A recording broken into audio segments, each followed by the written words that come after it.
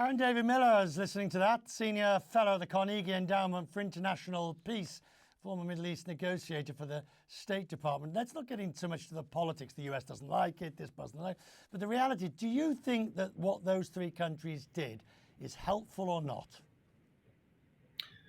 I understand the sentiment. I think it reflects the growing isolation of both Israel and the United States in the wake of the October 7 Hamas terror surge and the prosecution of Israel's war against Hamas in Gaza.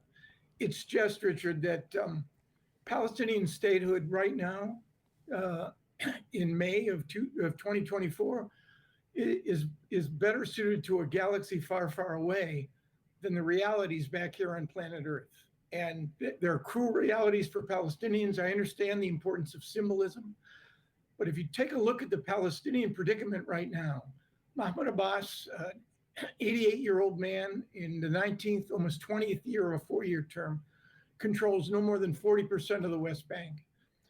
Hamas controlled Gaza up until October of 2023.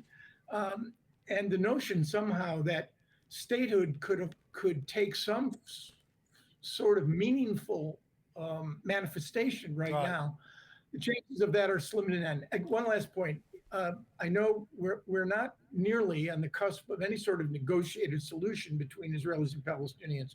But if in fact the Palestinian state is to come into being, it will come into being as a consequence of those negotiations and an Israeli government and a Palestinian Authority willing to tackle the core issues: Jerusalem, border security, refugees, and the end of conflict. None of that stuff is even close to resolution. And I think, like so many other things, this is going to drive the parties to their respective corners. You see, I was surprised Norway went with this, the Oslo Accords and all that. It's surprising. I mean, the Irish dressed it up as being, you know, they had their own independence issues in the 1920s. They could identify with it. And Spain, bearing in mind the Catalan whole issue, it sort of begs the question, why on earth would they even want to be putting their head above the parapet on this?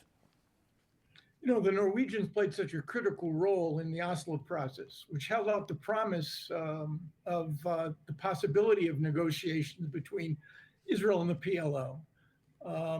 And the Norwegians really were custodians of this process. I think, and the Norwegian foreign minister made it unmistakably clear in his press interviews that he has done this in part because, or Norway has done this, in part because they saw no possibility that the current government of Israel is interested, even before October 7, in any sort of negotiated solution.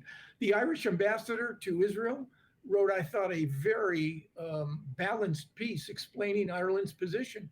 It wasn't hostility toward Israel, she claimed, but in essence, a way to boost the morale of a very depressed Palestinian population. It's just that the prospects of this coming into being are slim to none. And I think the two most important parties in order that could facilitate Palestinian statehood, the government of Israel and clearly the United States, are adamantly opposed. Aaron David Miller, I'm grateful to you, sir. Thank you.